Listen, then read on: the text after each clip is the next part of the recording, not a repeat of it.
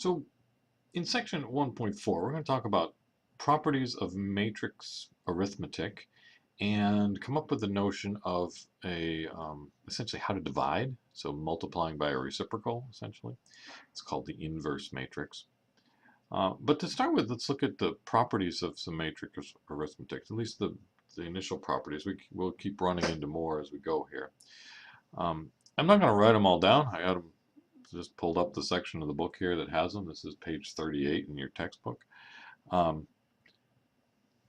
of the stuff is pretty straightforward and pretty easy to prove. We've got things like a plus b equals b plus a. Take two matrices, it doesn't matter. As long as the matrix addition is defined, so the two matrices are the same size, then you can add them together in either order. Likewise here, this is called the associative property, where if you've got three matrices that you're added together, then it doesn't matter how you group them, how you associate them essentially. You add B and C first and then add that onto A, or do you add A and B first and then add C onto that? Likewise, with matrix multiplication, there's an associative property. If you get three matrices and you're going to multiply them together, now they have to be the right size in order for this to work, so that, you know, B and C have to have this, the columns of B have to be the same number as the rows of A, or the other way around, whichever way it is. And then likewise, the result of that has to match up with A.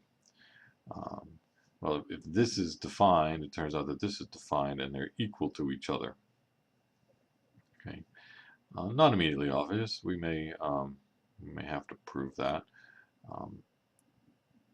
And I'll do a proof of one of these here, but let's just get a notion of what there is. There's a commutative properties, there's associative properties.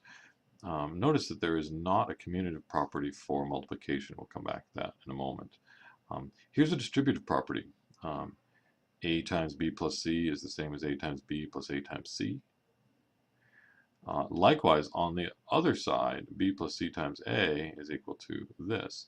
Now notice, because there is no commutative property for multiplication, order matters, then you have to keep things on the same side. In this distributive property, the A was on the left, and it's on the left in both of these products.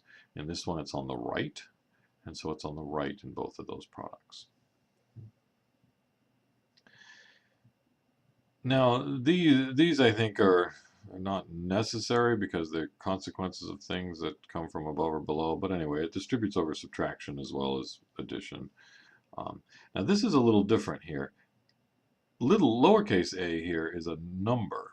And so if I add two matrices together and then multiply that by a number a, so that every entry in this b plus c gets multiplied by a, then that's the same as multiplying every entry in b and then multiply every entry in C, both by A, and then adding the results. Right? So this is a distributive property of matrix multiplication over matrix addition. This is the distributive property of scalar multiplication over matrix addition. So they're different properties, and so on.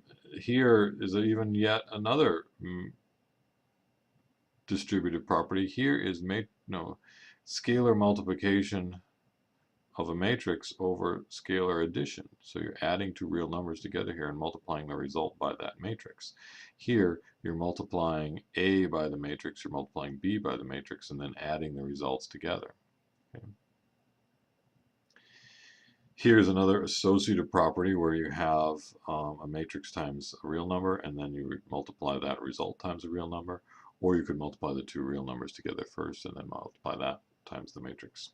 Right? And lastly, another associative property for multiplication, but this time you're multiplying two matrices together and then multiplying the result by a constant. That would be the same as multiplying the constant times one of the matrices and then multiplying those two matrices together. Or you can multiply the constant in here. Okay.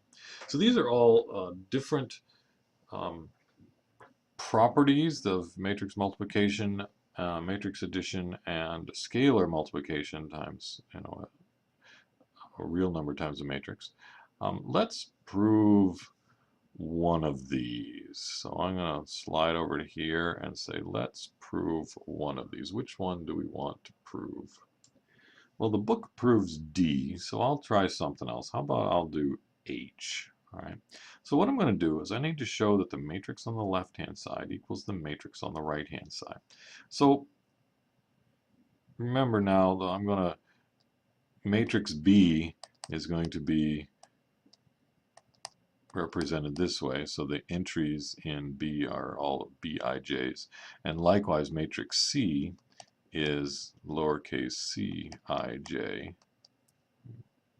So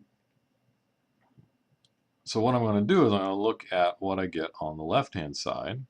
So I'm going to look at A times B plus C.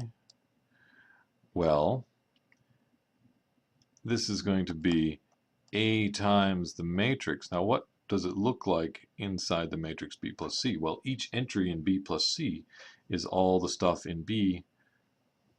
Sorry, each entry is whatever entry is in B plus whatever entry is in A. So first row, first column, you take the first row, first column of B, just that one entry, and then you take that one entry in the first row, first column of C, and you add them together.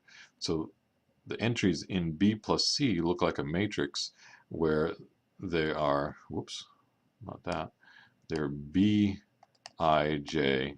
plus Cij. Okay. Close parentheses there. Now,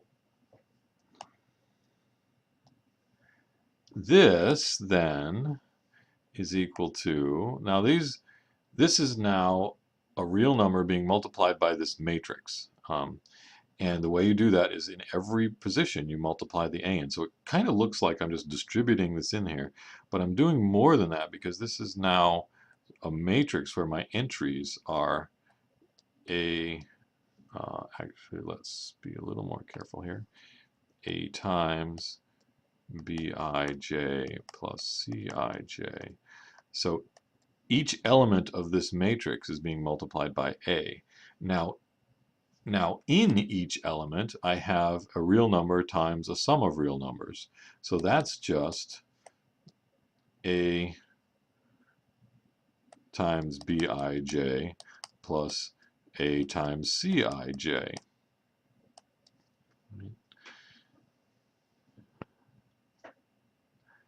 But this now could be gotten from a matrix where, actually the sum of two matrices, where the first matrix just looks like this. Every entry looks like A times whatever Bij is. And then another matrix where this is A times Cij.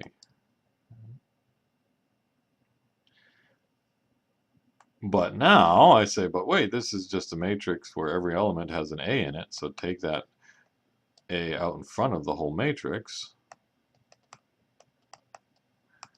Likewise here, take this A out in front of this matrix.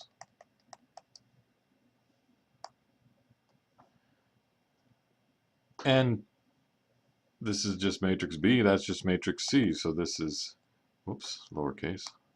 This is A times the matrix B plus A times the matrix C. So I started off with the real number A times B plus C, and I end up with A times B plus A times C. So that was H here. And likewise, you just, sometimes you can work from one side and make it look like the other side. Sometimes you just work on one side and you say, well, what the heck does each individual entry in this matrix, what does it look like? Then you come over here and say, oh, each individual entry in this matrix, what does it look like? And show that those two things are equal to each other. Okay. So this is your basic list of properties. We'll move on to some other ones in the next video.